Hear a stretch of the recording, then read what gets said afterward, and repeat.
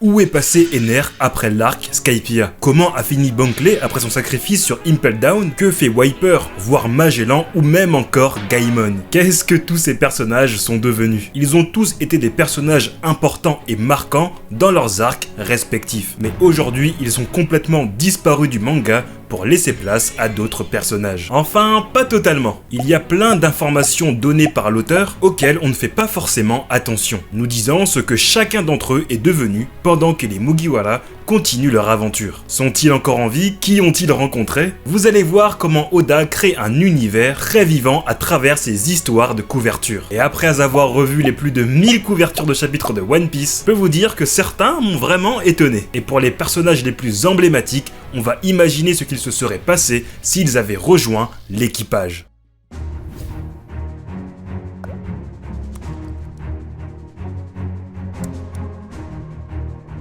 On commence tout de suite par un des personnages les plus badass de tout l'univers One Piece, Wiper. C'est un personnage qu'on n'a plus revu depuis l'arc Skypiea, mais il faut remettre du respect sur lui. Wiper était tout simplement le leader de tous les guerriers Shandia qui se sont battus sur Upper Yard contre les hommes d'Ener. Un personnage avec le charisme d'un Zoro et une grande intelligence. Quand il a eu un léger affrontement avec Luffy, on a bien vu qu'il avait un fort potentiel. Et en plus d'avoir le même charisme, il avait aussi une résistance comparable aux chasseurs de pirates. On ne compte pas tous les coups qu'il a reçus pendant la bataille d'Upper Yard, les millions de volts que Ener lui a infligés, et surtout qu'il a utilisé 3 fois le Reject Dial, alors que la limite humaine est de 2. Et bien sûr, Wiper c'est une des cases les plus magnifiques du manga, montrant sa détermination. Hormis Luffy, il a été le seul à faire trembler Ener, en ayant pensé à utiliser le granit marin pour faire mal à l'homme de foudre. Vraiment, j'ai l'impression que Wiper, c'est un mélange entre Sanji et Zoro. Mais ça, on va y revenir. Alors, qu'est-il devenu depuis sa dernière apparition au chapitre 302? Eh bien, après que la guerre soit terminée et que la paix soit revenue, il est devenu le chef de la garde du dieu de Skypiea. Et juste, s'il vous plaît, regardez-moi ce Chara design. Je vous le dis comme ça, c'est mon préféré de tout One Piece. D'ailleurs, dis-moi en commentaire le Chara design que tu préfères. Et n'hésite pas à laisser un pouce bleu si tu aimes cette vidéo et à t'abonner. Au-delà d'un changement physique pour le personnage, on est surtout sur une évolution psychologique. Lui qui détestait absolument tous les Skypiens a fini par intégrer la garde du dieu de Skypiea. Faut savoir qu'à l'époque de l'arc Skypiea, beaucoup de lecteurs pensaient que Wiper allait rejoindre l'équipage, parce que son peuple et ses ancêtres étaient liés à l'histoire antique. Cela aurait pu être sa motivation pour naviguer avec Luffy. Seulement, comme je l'ai dit plus tôt, Wiper aurait été trop ressemblant à Zoro en termes de psychologie et de rôle. De plus, étant donné qu'il est un personnage plutôt intelligent, qui sait créer des stratégies d'attaque, il aurait aussi été très ressemblant à Sanji et même à Trafalgar Law. Donc pour moi, c'est un personnage qui aurait été trop parfait pour rejoindre l'équipage. Et en termes d'évolution, nul doute qu'il aurait pu apprendre le acquis de l'armement et de l'observation et atteindre le niveau d'un commandant d'empereur. En tout cas, c'est un personnage que j'ai hâte de revoir et à mon avis, il sera là pendant la guerre finale de One Piece.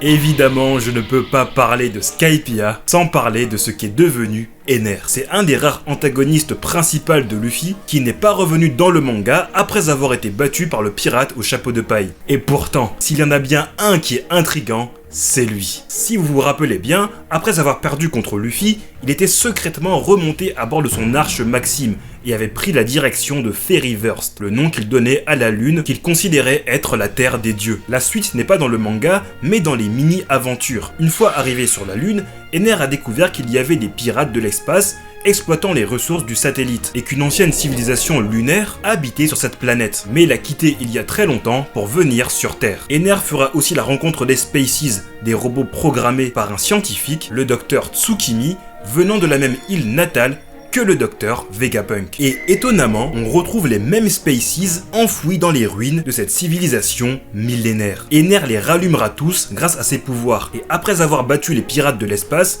il s'est constitué une nouvelle armée. Cette histoire annexe est pour moi la plus dingue en termes de mystère de tout One Piece. Et ça nous fait prendre conscience de toute la grandeur de l'univers qui va au-delà de la Terre. Des pirates lunaires. Est-ce que vous vous rendez compte? C'est pourquoi je me dis qu'Oda a prévu de le faire revenir dans l'œuvre plus tard. Mais il n'y aura aura pas que lui, attendez, car il y a aussi son subordonné Gedatsu. Et ça, c'est encore plus fou. Si vous vous rappelez, il avait combattu Chopper dans l'arc Skypiea et s'était piégé tout seul en activant son jet Dial. Sachez qu'il a activé tellement fort qu'il a fini par tomber sur Terre, dans une île appelée Ukari. Là-bas, il a rencontré un vieil homme voulant construire des sources thermales. Gedatsu l'a aidé à creuser, mais ils ont fini par découvrir une géante taupe. Après l'avoir battue, Gedatsu s'est servi de l'animal pour creuser. Et ils ont tellement creusé qu'ils ont fini par créer un tunnel qui les a menés jusqu'à Alabasta. Et donc, Gedatsu, un des 4 prélats d'Upper Yard, a fini par se retrouver sur la mer bleue avec Vivi. Moi je trouve ça ouf, je sais pas pour vous. Bon, tant qu'on y est sur Skypiea, passons en revue rapidement les autres personnages. Après la bataille,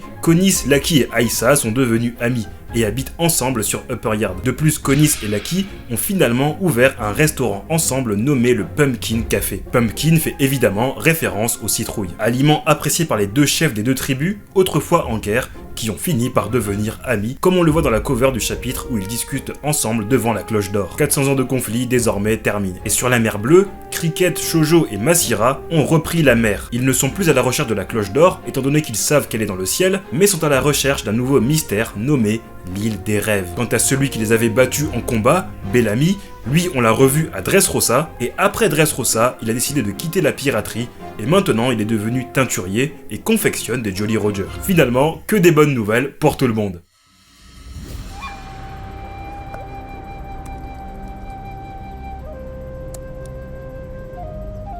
Qu'est devenu Paoli? Pour vous, c'est sûrement un personnage random. Mais il faut comprendre qu'à l'époque de l'arc Water 7, Paoli faisait l'unanimité quant au fait qu'il allait rejoindre l'équipage de Luffy. C'est très simple, à l'époque de Water 7, l'équipage avait cruellement besoin d'un ingénieur naval à son bord. Donc on savait qu'une personne avec ses compétences allait rejoindre l'équipage. Et quand l'arc Water 7 commence, on nous présente plusieurs charpentiers. Et parmi eux, Paoli, qui avait un style de combat unique avec ses cordes. En plus, il avait sauvé les chapeaux de paille pendant la terrible Aqua Laguna. Et comme Lucci et Kaku étaient en réalité des traîtres, Paoli était donc le choix logique pour rejoindre l'équipage. Et aussi à ce moment-là, Franky est un ennemi. C'est lui qui a volé les millions de berries de l'équipage et qui a frappé Usopp. Et surtout, on ne savait pas encore que Franky était un ingénieur naval. Mais Oda a finalement pris tout le monde par surprise et finalement, c'est Franky qui a rejoint l'équipage, montrant que personne ne peut prédire à 100% ce que Oda va faire, même quand tout semble logique. Et du coup, qu'est-ce qu'il est devenu, Paoli? Eh bien, après la saga Water 7,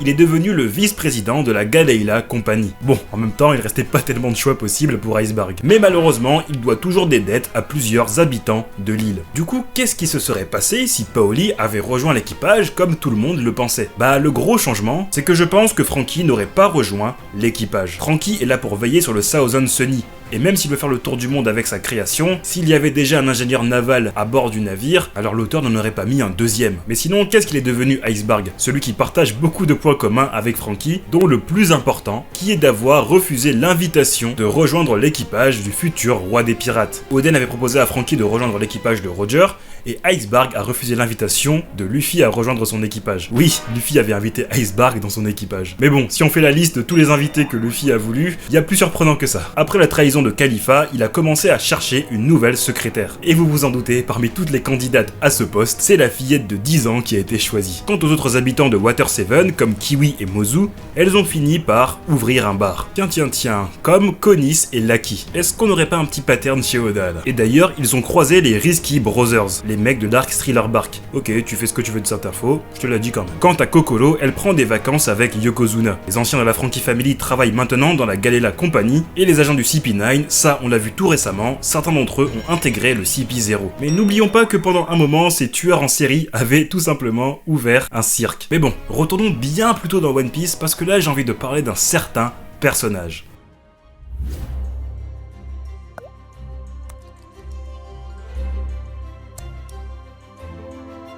Ok, tout le monde a oublié qui est Makino, je sais. Il s'agit tout simplement de la tenante du bar au village de Fushia, là où Luffy a grandi. Décidément, toutes les femmes de ce manga sont des tenantes de bar. On se rappelle que dans le passé, elle était plutôt proche de Shanks. Il y avait une sorte de complicité. Mais du coup, ce qui est intéressant avec elle, c'est pas ce qu'elle est devenue. C'est plutôt ce qu'il s'est passé.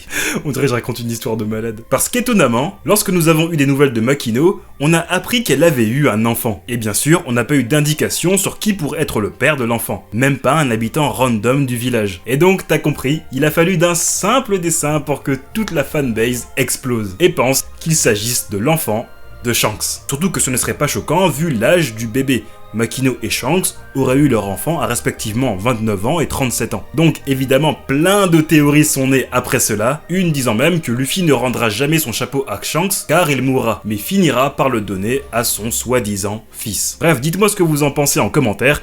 Est-ce que cet enfant qui a la même chevelure que sa mère pourrait être l'enfant de Shanks? Ou vous pensez que ça n'a juste rien à voir? Sinon d'ailleurs dans la saga East Blue, est-ce que vous vous rappelez de Johnny et Yosaku? Là on remonte à l'époque. Ils étaient des amis de Zoro de longue date et avaient même voyagé avec l'équipage pendant un petit moment jusqu'à l'île du village de Nami. Ils se présentaient comme des chasseurs de primes, mais en réalité ils étaient plutôt éclatés au sol. En tout cas, sachez que maintenant ils ont totalement arrêté leur activité de chasseurs de primes et ils vivent au village Kokoyashi, là où Nami a grandi, et maintenant ils sont pêcheurs. Bon, à défaut de quand ils étaient chasseurs de primes, on peut dire que cette fois-ci, ils vont vraiment attraper de gros poissons.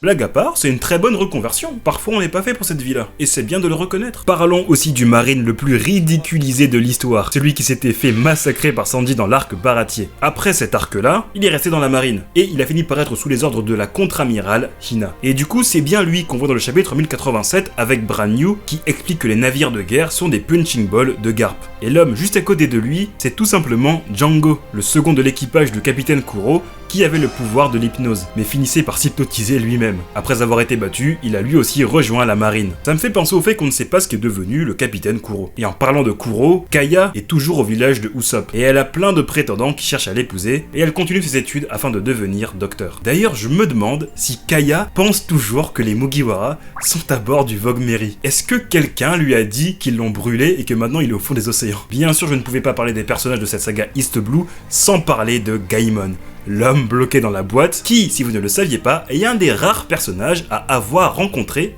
deux empereurs. Parce qu'il a croisé Luffy, mais il a aussi croisé Baggy, et les deux sont devenus très amis, mais sans savoir précisément leurs relations respectives avec Luffy. Bon bah Gaimon, il est toujours bloqué dans sa boîte, mais rassurez-vous, car il n'est plus tout seul. Et oui, il est maintenant accompagné d'une femme, Starfunkle. Une femme blonde, coincée dans un tonneau. Oda, c'est vraiment un troll. Quoi qu'il en soit, c'est bon de savoir ce que sont devenus ces vieux personnages d'East Blue. Et on voit que les Mugiwara ont vraiment marqué cette mer, comme en témoigne le poster géant de Nami sur Kokoyashi et celui de Zoro à Locktown dans le magasin d'Ipponmatsu, là où Zoro avait eu le Sandai Kitetsu. D'ailleurs, pareil, lui aussi, ça se trouve, il pense que Zoro a encore son sabre Yubashiri jusqu'à maintenant, alors qu'on sait qu'il a été détruit par Shu. Et d'ailleurs, en parlant de ce gars, ça me revient à l'esprit, il faut que je parle de cette catégorie de personnages.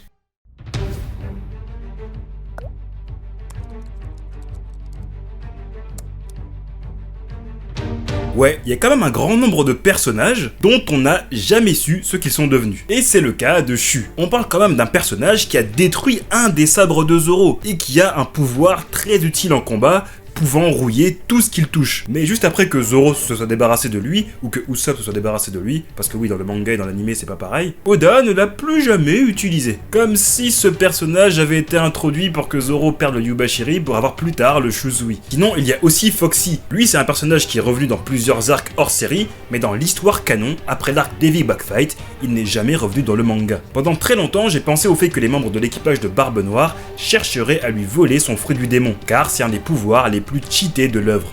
Mais on dirait que non. Et plus généralement, l'arc Davy Backfight est le seul arc qui n'a jamais été mentionné dans un autre arc, et qui n'a que très peu impacté le reste de One Piece. Cet arc est un peu comme un ovni dans ce monde, c'est pourquoi beaucoup de personnes pensent que c'est un hors-série. Mais comme on sait que ce jeu a été inventé sur l'île de la Ruche, l'île où réside Barbe Noire, c'est sûr qu'il y aura une référence à Foxy et à cet arc lorsque Luffy et ses Nakama mettront les pieds sur cette île. Bon, évidemment dans la liste des personnages qui ne sont jamais revenus, on ne peut pas oublier Jin. Alors lui, juste pour une phrase, tout le monde attend son retour. Mais perso, vu son état de santé, je pense qu'on peut l'oublier. Il avait respiré le gaz toxique de Don Krieg, et donc peut-être qu'il est mort à l'heure actuelle. Et en parlant de gaz toxique, il faut évidemment parler du prochain personnage.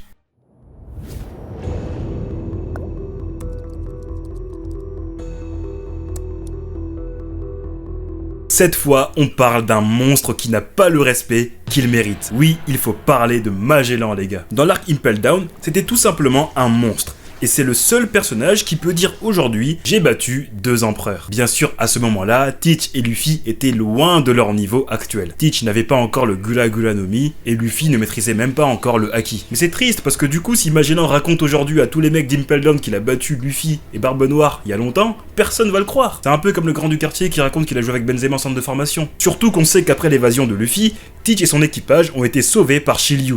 Et après ça, un affrontement avec Magellan a eu lieu, et dans une petite bulle, on apprend qu'ils l'ont laissé presque mort. En témoigne sa cicatrice après l'ellipse. En vrai, aujourd'hui, Magellan n'est plus vraiment un problème pour la plupart des grands combattants. Depuis que Luffy maîtrise le Ryuo, il peut très bien le frapper sans avoir à le toucher, et donc ne pas toucher son poison. Mais respectons quand même Magellan, car dans le manga, il est dit que sa puissance est comparable à celle de Shiryu de la pluie, commandant de l'empereur Barbe Noire. Après la grande évasion d'Impel Down, et après s'être fait massacrer par l'équipage de Barbe Noire, il a été rétrogradé au rang de vice-directeur de la prison.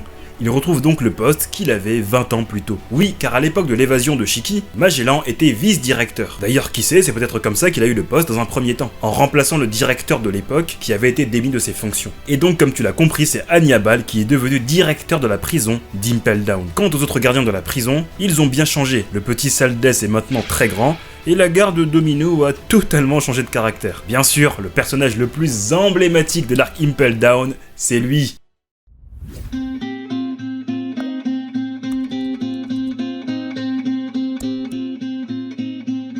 Le sacrifice de Bunkley dans l'arc Impel Down, tout le monde s'en rappelle. D'ailleurs, il avait déjà aidé les chapeaux de paille à échapper à la marine à la fin de l'arc Alabasta. Un gros retournement de situation car à l'époque, il faisait partie du Baroque Works. D'ailleurs, en parlant du Baroque Works, on a revu tous les top agents masculins, mais pas les femmes. Et en fait, c'est normal, c'est parce qu'elles ont tout simplement arrêté leur activité dans l'assassinat. Et que sont-elles devenues ?